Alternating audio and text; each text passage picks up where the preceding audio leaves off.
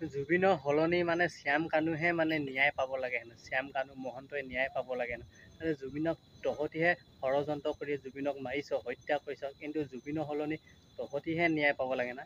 মানে কি যে কথাবিলাক কৈছে শ্যাম কানু মহন্তই। আপোনালোকে এই শ্যাম কানু মহন্তৰ এই ভিডিঅ'টো চাওকচোন। কেনেকৈ মানে জুবিনৰ সলনি হেনো শ্যাম কানুহে ন্যায় পাব লাগে হেনো। আৰে জুবিনক তহঁতেই মাৰিছ, জুবিনেহে ন্যায় পাব লাগে। নমস্কাৰ শ্ৰদ্ধেয় ৰাইজ, কেইটামান কথা ৰাইজৰ আগত মুকলি কৰি দিয়াৰ কাৰণে কথা কোৱাৰ কাৰণে আহিলোঁ। যোৱা কিছুদিন ধৰি আমাৰ মৰমৰ জুবিনৰ ঘটনাটোৰ পাছত চাৰিওপিনে বিৰাট ৰাইজ দুখত ম্ৰিয়মান হৈছে। আমাৰো কাৰণে, আমাৰ বুকুৰ আপোন, মোৰ অতি একেলগৰ ফিলচফাৰ, ফ্ৰেণ্ড, গাইড মানুহজনৰ ঢুকোৱাৰ পাছত আমি খুব ম্ৰিয়মান অৱস্থাত আছোঁ আৰু কিছুমান কথা ক'বলৈ ওলাই আহিছোঁ। কাৰণ ইমান বেছি ভুৱা কিছুমান কেম্পেইন হোৱাৰ কাৰণে আমি কথাখিনি ক'ব চেষ্টা কৰিছোঁ। শ্ৰদ্ধেয় ৰাইজ, মই গুৱাহাটীলৈ যোৱাৰ কথা আছিলে আজি, কিন্তু ইমানেই বেছি মোলৈ মেছেজ আহিছে, আহিলে মাৰিম, কাটিম, প্ৰায় কেইবা হাজাৰ মেছেজ আহিছে যে গুৱাহাটীলৈ গ'লে কাটিম বুলি। সেই প্ৰেক্ষাপটত যাব পৰা নাই। সেই সময়ত খুব মন আছিলে গৰিমাৰ ওচৰত থিয় দিয়া, মোৰ পৰিয়ালৰ নিচিনা, মোৰ ভগ্নী গৰিমা বা দলটোৰ লগত এই ঘটনাটোৰ পিছত থিয় দিব পৰা নাই। কিন্তু কিয় পৰা নাই ৰাইজ গম পাইছে, কাৰণ আমাক থ্ৰেটনিং কৰা হৈছে। কিন্তু আচলতে জুবিন গাৰ্গক মৃত্যুত আমি দুখী নেকি, এই কথাখিনি খুব কিছুদিন ধৰি ছ'চিয়েল মিডিয়াত কিছুমান ব্যক্তিয়ে TRPৰ আশাত মামাকে দোষী সজাই কেংগেৰু কোৰ্ট পাতি যে নিজৰ ডিগ্ৰী দিলে। কিন্তু আচলতে কথাটো কি, জুবিন গাৰ্গক আমি কিয় মাতি আনিছোঁ? শ্ৰদ্ধা ৰাইজ, আমি যিটো নৰ্থ ইষ্ট ফেষ্টিভেল ডিল কৰোঁ, সেইটোত উত্তৰ পূবৰ বিভিন্ন সংস্কৃতি বা খাদ্য বা পৰ্যটনৰ প্ৰসাৰ কৰা হয়। প্ৰথম 2013 চনত পাতোঁতে আমি জুবিন গাৰ্গৰ লগতে কথা পাতিছিলোঁ। তেখেতেই আমাক ব্ৰেণ্ড এম্বাছেডৰ হিচাপে গাইড কৰিছে যে মই সংপৃক্ত থাকিম, অনুষ্ঠানটো আমি একেলগে কৰিম।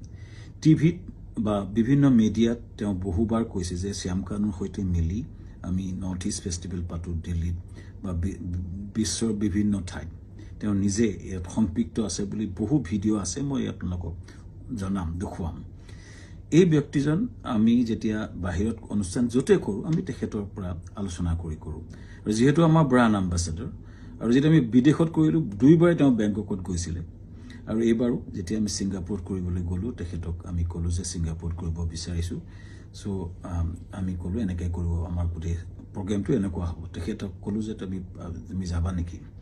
তেখেতে ক'লে যাম, মই যাম, মোৰ লগত মোৰ ভাতৃ সন্দীপনক লৈ যাম, আৰু মেনেজাৰ সিদ্ধাৰ্থ যাব, আৰু আমাৰ শেখৰ যাব।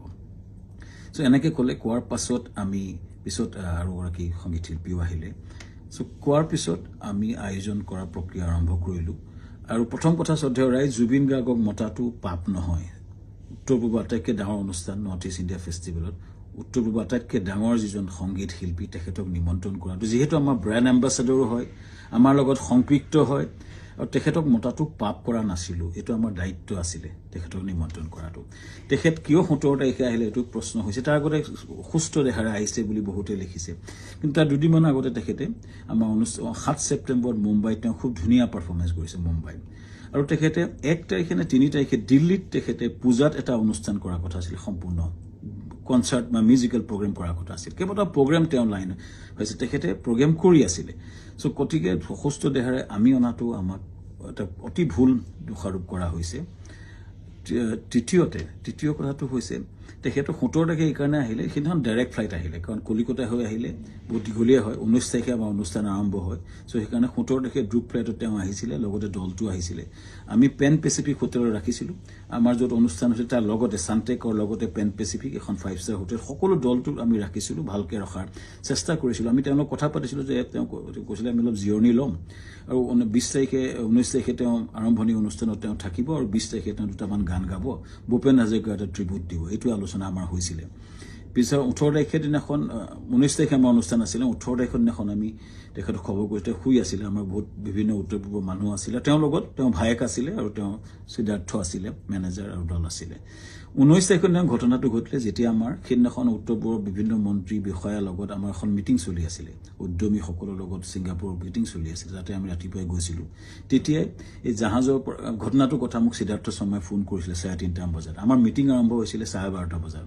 চ' 11:30 মানতে মই চাংগ্ৰিলা হোটেলত গৈছিলোঁ, আৰু তাত 3:30 মান বজাত আমি গম পাইছিলোঁ যে এনেকুৱা ঘটনা এটা ঘটিছে সিদ্ধাৰ্থই ফোন কৰিছিলে ক'ত ঘটিছে কেনেকৈ ঘটিছে আমি একো গম পোৱা নাছিলোঁ লগে লগে বহুখিনি তাকে লৈ বহুত ফোন আহিছিল কিন্তু মই উত্তৰ দিব পৰা নাছিলোঁ আচলতে ইমান ডাঙৰ ঘটনাটো আমাৰ মৰমৰ বুকুৰ আপোন মানুহজন এনেকুৱা ঘটনা ঘটিছে কথাটো আমাৰ কাৰণে এটা থটমটৰ নিচিনা হ'ল আৰু লগে লগে আমি দূতাবাসৰ লগত কথা পাতি তালৈ গ'লোঁ আৰু ঘটনাটো হ'ল আৰু এই ঘটনাটোৱে সকলোকে মুখেৰে মাত নাইকিয়া কৰিলে আৰু গম পাই লগে লগে আমাৰ অনুষ্ঠানটো বাতিল কৰা বুলি আমাৰ হাই কমিছনে নিজস্বভাৱে ঘোষণা কৰিলে আৰু অনুষ্ঠান তাতে বাতিল কৰা হ'ল তাৰ পিছতো কোনোবাই উলিয়াইছে আমি প্ৰগ্ৰেম কৰি আছিলোঁ বুলি কিন্তু আচলতে আমাৰ ভাৰতৰ ৰাষ্ট্ৰদূতাই এইটো ডিক্লেয়াৰ কৰিছিলে অনুষ্ঠানটো সম্পূৰ্ণ বাতিল কৰা হৈছিলে আৰু সেইটো পিছতো আমি টিমটোৰ লগত লাগি কেনেকৈ আমাৰ পাৰ্থিৱ শৰীৰটো গুৱাহাটীলৈ পঠাব পাৰি তাৰ লগত মই কাম কৰিছিলোঁ সিদ্ধাৰ্থৰ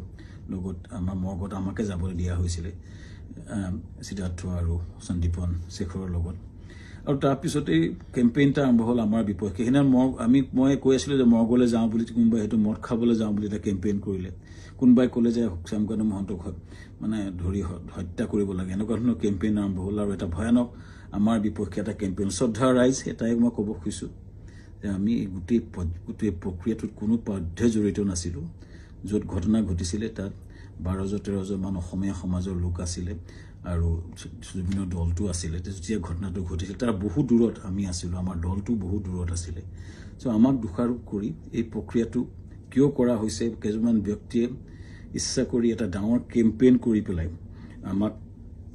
আমাক বদনাম কৰাৰ বা হত্যা কৰাৰ প্ৰক্ৰিয়া যিটো কৰিছে শ্ৰদ্ধেয় ৰাইজ তাৰ এটা ন্যায় বিচাৰিছোঁ এতিয়া SIT হৈছে আমি খুব আদৰণি জনাম যি প্ৰশ্ন হয় উত্তৰ দিব বিচাৰিছোঁ কাৰণ আমাৰ ফালৰ পৰা আমি ক'বলগীয়া কথাখিনি আমি ক'ম আমি আদৰণি জনাইছোঁ সঠিক তদন্ত হওক কিন্তু এই যিটো ঘটনা ঘটিছিলে জাহাজখনত বহু দূৰত আমি আছিলোঁ আৰু আমাক সেই ঘটনাটোৰ সময়ত এই যিকেইজন ব্যক্তি আছে তেওঁলোকে তাৰ কথা ক'ব পাৰিব কিন্তু আমাক সেই ঘটনাটোৰ সময়ত আমাক সম্পৰ্কে কোৱা আমাৰ একচুৱেলি আমি নাজানিছিলোঁ কিন্তু এটা কথা হয় এই যিটো ঘটনা হ'ল এই ঘটনাটো আমাক সম্পূৰ্ণৰূপে বিধ্বস্ত কৰিছে আমাৰ জুবিন গাৰ্গ আমাৰ কাৰণে আছিলে সাহস জুবিন গাৰ্গ আমাৰ আছিলে ব্ৰেণ্ড এম্বাছাডৰ জুবিন গাৰ্গ আমাৰ অনুষ্ঠানটোৰ মূল হৃদপিণ্ড আছিলে হৃদপিণ্ডজন যোৱাৰ পাছত আমাৰ যি অৱস্থা হৈছে গোটেই দলটোৰ আমাৰ গোটেই বিধ্বস্ত অৱস্থা আমাৰ সকলোৰে আৰু ইয়াৰ পাছত যিটো আক্ৰমণ হৈছে আমাৰ পৰিয়ালৰ ওপৰতো আক্ৰমণ হৈছে ফেক ভিডিঅ' ওলাইছে ফেক ফোন কল ভাইৰেল হৈছে ইমান জুবিন গাৰ্গে এই অনুষ্ঠানটো নিজৰ বুলি আগুৱাই লৈ গৈছিলে তেওঁ অনুষ্ঠানটোৰ গুৰুত্বটো বুজি পেলাই নিজকে আগুৱাই লৈছিলে আৰু সেইজন ব্যক্তিৰ স্মৃতিত আমি বহু কৰিবলগীয়া আছে কিবা যদি জীৱনত কৰিব বিচাৰোঁ জুবিনৰ স্মৃতিত নিশ্চিতভাৱে কৰিব বিচাৰিম কিন্তু এই যিটো অন্যায় হৈছে যিটো মিছা অপবাদ দিছে ন্যায় হওক চৰকাৰক বিচাৰিছোঁ ন্যায় হওক আৰু আমিও ন্যায়ালয়ত যাব লাগিব আমাক দেশত আইন বুলি এটা বস্তু আছে যে মিছা অপবাদত আমাক যিটো কৰা হৈছে বা নিজৰ ঘৰলৈ যাব নোৱাৰা অৱস্থা হৈছে আমি নিশ্চিতভাৱে কিছুমান মানুহ উচতনি দি যিটো কৰিছে আমি ন্যায়ালয়ক নিশ্চিতভাৱে ক'ব লাগিব যে আমাক ন্যায় দিয়ক সুৰক্ষা দিয়ক আৰু ৰাইজৰ পৰা ন্যায় বিচাৰিছোঁ চৰকাৰৰ পৰা ন্যায় বিচাৰিছোঁ আৰু জুবিনক আমাৰ মহান শিল্পী আমাৰ মৰমৰ বুকুৰ আপোন মানুহজনৰ আত্মাই চিৰ শান্তি পাওক ৰাইজৰ পৰা আশীৰ্বাদ বিচাৰিছোঁ ন্যায় বিচাৰিছোঁ ধন্যবাদ